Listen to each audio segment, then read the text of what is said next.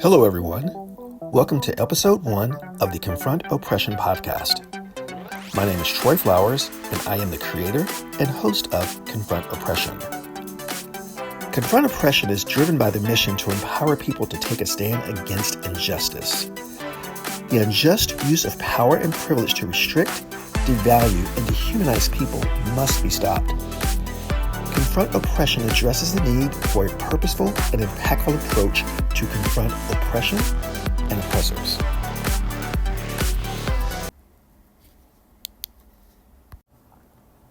In September 1848, 10 years after escaping slavery, and 2 years after purchasing his freedom, Frederick Douglass, a prominent leader within the abolitionist movement, printed an open letter to his former master. He starts the letter by expressing that he didn't wish to be uncivil with his former master, but that his intent was to convince the country to abolish slavery. Throughout the letter, Douglass describes his experiences as a slave, and he denounces the anti-human nature of slavery while urging all to respect each other as individuals. Replicating Douglass's powerful, purposeful, and constructive approach to confronting his oppressor is a targeted key outcome for the Confront Oppression podcast. Real stories contained in real letters written by real people who have been subjected to real acts of oppression offer the potential for highly impactful, empowering learning experiences.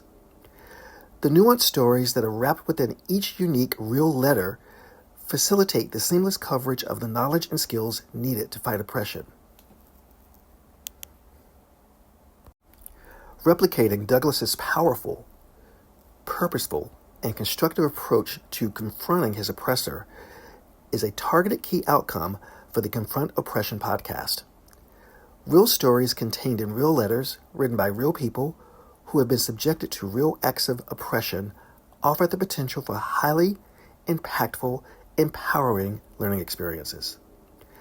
The nuanced stories that are wrapped within each unique real letter facilitate the seamless coverage of the knowledge and skills needed to fight oppression. The Confront Oppression podcast helps listeners to apply effective writing and storytelling methods to craft compelling letters that acknowledge the occurrence of acts of oppression and confront the people who inflicted these oppressive acts. Letters addressing various forms and effects of oppression are read and discussed during each episode to inspire the creation of actionable letters that reflects listeners' unique experiences, needs, and styles. The letter featured in Episode 1 addresses a specific incident of racial harassment and violence my domestic partner and I experienced in December 2022. I wrote the letter to document the abuse, seek accountability, and highlight systemic racism in housing and law enforcement. This letter sheds light on the persistence of racially motivated violence and its intersection with housing discrimination. I addressed the letter to Cielo Property Management, challenging them to account for their role in orchestrating violence and leveraging law enforcement to suppress our housing rights. Structurally, the letter provides a chronological recounting of the incident, an analysis of its historical context, and a reflection on the broader implications of racialized violence in America. The structure is essential as it contextualizes the incident within the legacy of lynching and systemic racism. I used historical comparisons, direct questioning, and vivid imagery to emphasize the severity of the situation, provoke reflection, and engage readers emotionally and intellectually. Some of the key themes that emerge from the letter include racial violence and lynching, housing discrimination, systemic injustice, and emotional and economic loss. To optimize learning and engagement, I highly encourage listeners to work with this listener's guide for episode 1. Then that way you'll be able to take notes and organize that information in a centralized place for you to access really easily in the future. As you're listening, listen with empathy as well as with the intent to understand. Suspend judgment and preconceived ideas. proactively research any unfamiliar concepts and events. So, for example, there are a number of related laws to the letter that I will be sharing with you in episode 1. I provided some information on those laws, but you can certainly dig deeper. Reflect on your own experiences with housing discrimination and or systemic racism. Then that way you will be able to make a connection really easily. And work through the discussion questions included in the listener's guide to have further exposure to the concepts. I really appreciate the opportunity to share my letter with you. It's one that's very personal, one that's actually quite painful sometimes to even think about. So certainly leaving myself to be vulnerable, which is a good thing to do within this setting so that we can all learn from this experience. If you'd like to share your feedback with me, there's a link to my email in the listener's guide that you can actually use to reach out and communicate with me. That would be great. I really appreciate that. And I do thank you for your efforts to stop oppression, and I shall read the letter to you shortly.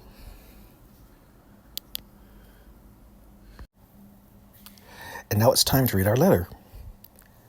By the way, if you'd like to follow along, the letter is actually included in the listener's guide. The letter is entitled, Letter Written to Cielo Property Management in Seattle, Washington, to address their premeditated lynching-type assault against a black male resident on December the 27th, 2022. And the letter reads, Cielo Property Management. While seeking to receive the protections for immediate family permitted under the Seattle roommate law, my domestic partner and I have continuously been subjected to multiple forms and incidents of racially motivated acts of harassment by you. These oppressive acts were intended to suppress the exercise of our fair housing rights, deny occupancy to my domestic partner, and accelerate an early termination of my rental agreement by creating unbearable living conditions. Given the scope and complexity of these acts of harassment, separate letters covering each incident will be prepared and sent to you. This letter addresses the scope, impact, and legal implications of the harassment incident that occurred in December 2022. Never would I have been able to imagine the egregious tactics you would employ to force my domestic partner and me out of the Cielo community. In December 2022, 2 white male Cielo maintenance employees, following the instructions of Cielo Property Management, stalked and physically assaulted my domestic partner. This premeditated illegal act of violence exhibited the horrific characteristics of lynching. Are you familiar with the history of lynchings in America? During the 19th and 20th centuries, white people used lynchings to control and instill fear among black people. While lynching often brings to mind the harrowing image of black men and women hanging from trees, the reality was even more gruesome, encompassing acts such as torture, mutilation, decapitation, and desecration. Some victims were even burned alive.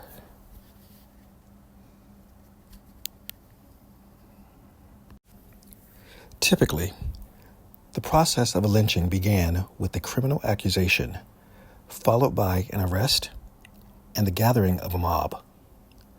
This mob would then seize the accused, subject them to severe physical torment, and ultimately murder them. White mobs frequently fabricated criminal accusations to justify their actions, particularly claims of perceived sexual transgressions by black men against white women. Accusations of rape were commonly invented to enforce segregation and perpetuate harmful stereotypes of black men as violent, hypersexual aggressors. Lynchings frequently turned into public spectacles, attended by white people who celebrated them as expressions of white supremacy. Photographs of these atrocious incidents were purchased as souvenirs. According to the Equal Justice Initiative, of the more than 4,000 400 lynchings that occurred in America from 1877 to 1950, at least 654, approximately 1 in 7, took place in Mississippi. And from 2000 to 2021, according to a Washington Post investigation, there were at least 8 suspected lynchings of black men and black male teenagers in the state. On a Saturday morning in early October 2022, Rasheem Carter, a 25-year-old black man visiting rural Taylorsville, Mississippi for work, called his mother in a panic. Some white guys were following him in 3 trucks, he said, yelling racial slurs. He was afraid that they were going to hurt him. His mother, Tiffany Carter, who lived 2 hours away in the town of Fayette, stayed on the phone with her son as he went to the Taylorsville police station for help. She heard Rasheem tell the officers that he was being followed. Rasheem politely asked them for a ride back to his hotel in Laurel for safety, which was about 20 miles away. She heard an officer tell Rasheem, no, Laurel was out of their jurisdiction. She also heard someone tell Rasheem that he needed to leave the station.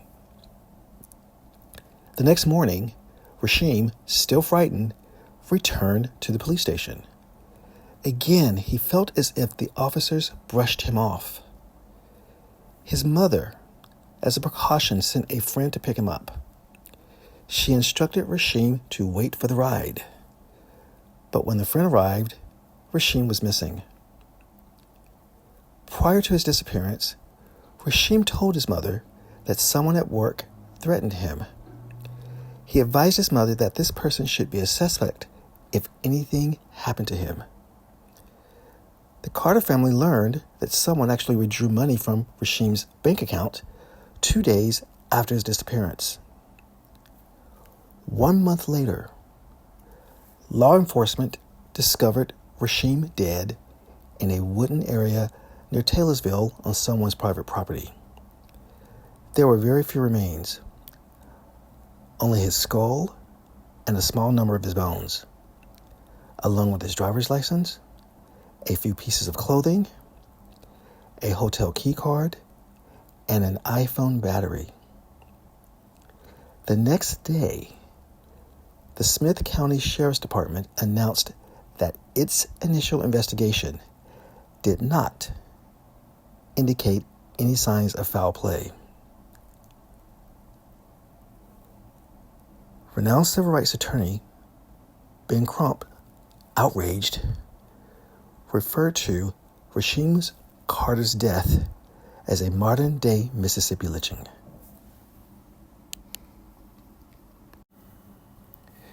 A few weeks later in Seattle, Washington, a 27-year-old black man, my domestic partner, would also be subjected to the premeditated violence of white men.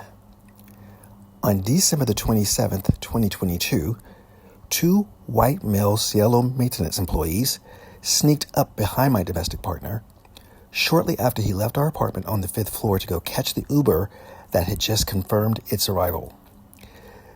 These 2 men had been hiding on the 5th floor, waiting for my domestic partner to leave the apartment. Using the element of surprise and the advantage of outnumbering him 2-1, the 2 white male Cielo maintenance employees pushed my domestic partner past the exit door into the sterile, secluded stairwell exit area. They pushed him up against the concrete wall. Verbal and physical attacks ensued. One of the men pointed a drill directly at his face while looking at him directly in his eyes, expressionless, cold, and sinister. The other man stood close to his ear as he was shouting racial slurs. Soon, both men were shouting over each other, using abusive, intimidating language. They both threatened to hurt him and even kill him. They kept saying that he didn't belong here. He didn't belong at the Cielo, and that he should never come back.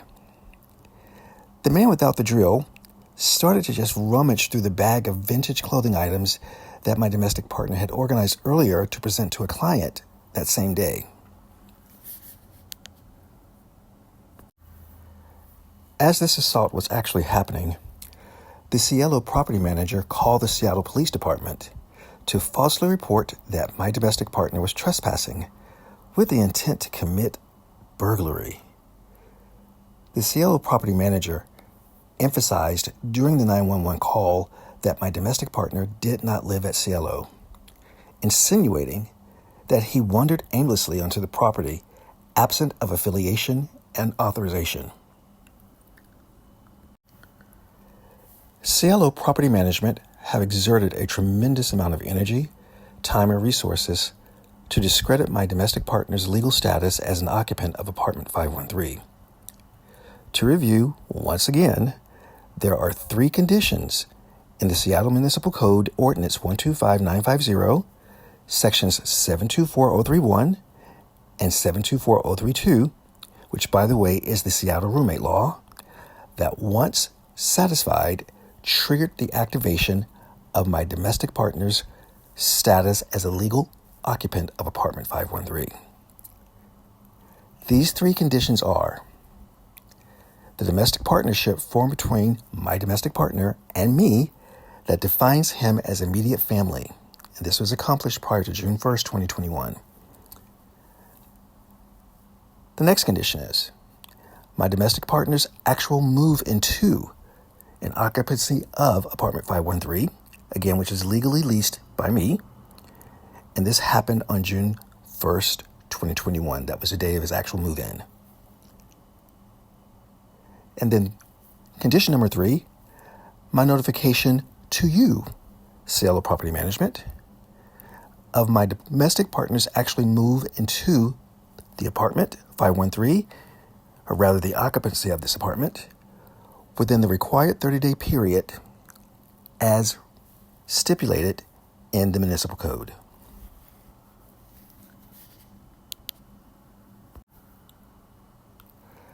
A close examination of the Seattle Municipal Code, or again, rather the Seattle roommate law, reveals that my domestic partner's status as a legal occupant of apartment 513 is neither contingent upon Cielo Property Management's approval, nor is it contingent upon new applicant screening results. So, despite your ill-intentioned attempt, your noncompliance of the Seattle Municipal Code, or rather the Seattle roommate law, does not override the status my domestic partner gained as a legal occupant by meeting the aforementioned 3 conditions.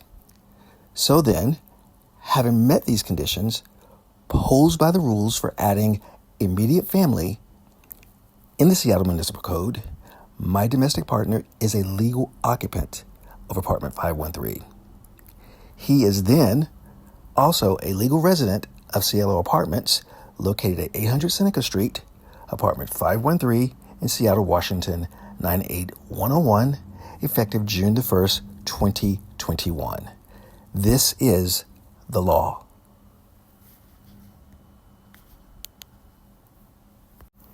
It wasn't until an SPD officer, a black female, knocked on my door that I became aware of what was actually happening. I was in shock. I confirmed that my domestic partner and I lived together in apartment 513. She seemed disappointed and left abruptly. A few minutes later, the black female SPD officer knocked on my door again, this time to announce that she was arresting my domestic partner for assault. She seemed pleased and victorious. She had fulfilled the task that she was given by the Cielo Property Management. She did not have probable cause to arrest my domestic partner for trespass or burglary, as they had hoped, but she did manage to coerce my domestic partner into saying that he had spit on the white man who stalked, threatened, and assaulted him.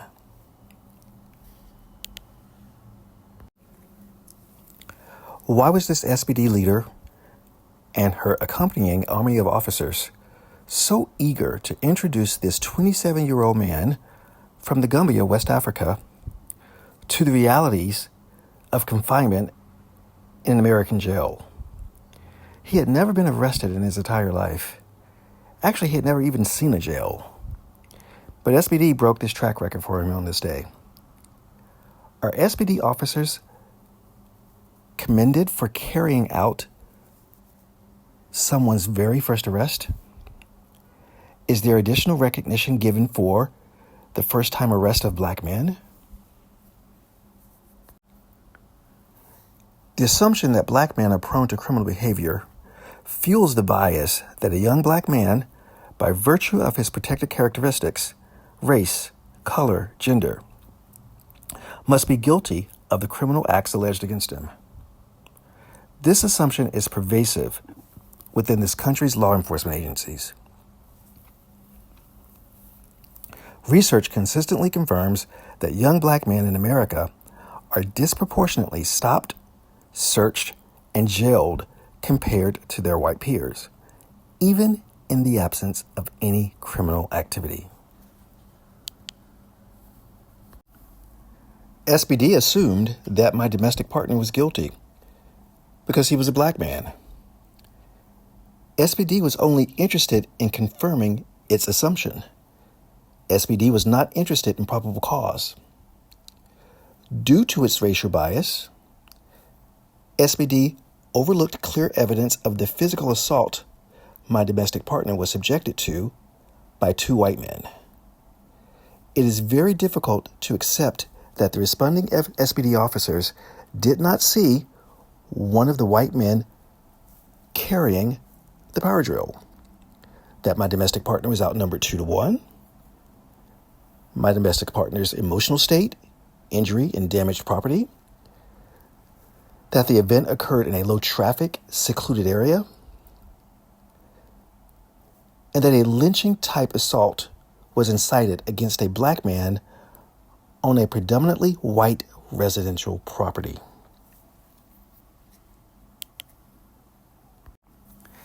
SBD, with deliberate intent, ignored the fact that Cielo Property Management staged this incident to achieve its goal to force my domestic partner and me off the property.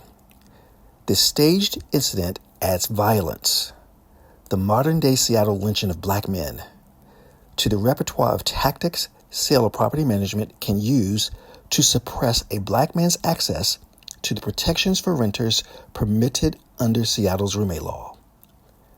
Instead of holding Cielo Property Management accountable for the oppression it subjected my domestic partner to, SPD walked this innocent young black man, handcuffed and injured, with deep, painful feelings of humiliation and shame, through the public halls and lobby of the Cielo, where he could be viewed and judged by white residents. Very few people are able to build a successful business as a supplier within the sustainable clothing market's niche luxury vintage sector. Success is highly contingent upon the ability to build and manage a viable portfolio. Of equal importance is the time and effort required to build strong relationships with buyers based on trust. The years invested to gain the trust and support of the client, my domestic partner, was actually on his way to meet on December 27th, 2022, were lost almost instantly. The assault, arrest, and subsequent 3 days in jail placed an immediate, unrecoverable hold on all of his business activities, resulting in the loss of an influential client and competitive business opportunities. Having lost my confidence in verbal notifications, I sent a follow-up email to Cielo Property Management on December 27th, 2022, requesting that they amend my lease to reflect my domestic partner as an additional occupant under the Seattle Municipal Code. Cielo Property Management responded to my written communication with a 3-day notice to quit, dated January 3rd, 2023. A few days later, strangely, They posted a lease renewal letter to my door, but of course with no reference to adding my domestic partner. I must emphasize this next point. It is unconscionable that you dragged the horrific, oppressive act of lynching from America's dark past into the progressive consciousness of modern-day Seattle. Your evil, foolish actions have set a very, very, very dangerous precedent. My domestic partner and I are morally obliged to extinguish the propensity you have demonstrated for carrying out lynching-type assaults against Black men. We absolutely do not want to in any way infer, suggest, or directly communicate that it is okay for landlords in Seattle to lynch Black men. Violence against Black men must stop now. I am fully aware that neither I nor my domestic partner are held in high regard by Cielo Property Management and staff. You are not obligated to like either of us. Your feelings of dislike are not illegal. But here's my concern. My concern is that you allowed your feelings, biases, and views to manifest as observable acts of harassment and retaliation, which are, in fact, illegal under the Federal Fair Housing Act. Your actions in December 2022 and January 2023 violated several local, state, and federal laws. One of the most important of which is the Federal Fair Housing Act, which makes it illegal to threaten, coerce, intimidate, or interfere with anyone exercising a fair housing right. I urge you to right your wrong by doing what is required to be an ally for young Black men, because that seems to be kind of a problem area for you. Learn as much as you can about their challenges and fears. Listen with empathy as they share their stories, and replace judgment with compassion. Additional incidents involving acts of harassment inflicted by you on my domestic partner and me will be addressed in future communications. I'm committed to this fight against oppression. Troy Flowers, Apartment 513, Cielo resident since July 2017. In closing, writing this letter deepened my understanding of oppression as an act of exercising power in a cruel or unjust way against others. There is an established pattern of multiple forms and incidents of acts of oppression spanning nearly 4 years that were inflicted on my domestic partner and me by Cielo Property Management. My intent for writing and sharing this letter is best expressed through the words written by Frederick Douglass in the letter he wrote to his former slave master in 1848. All will agree that a man guilty of theft, robbery, or murder has forfeited the right to concealment in private life, that the community have a right to subject such persons to the most complete exposure, however much they may desire retirement and aim to conceal themselves and their movements from the popular gaze. The public have a right to ferret them out and bring their conduct before the proper tribunals of the country for investigation.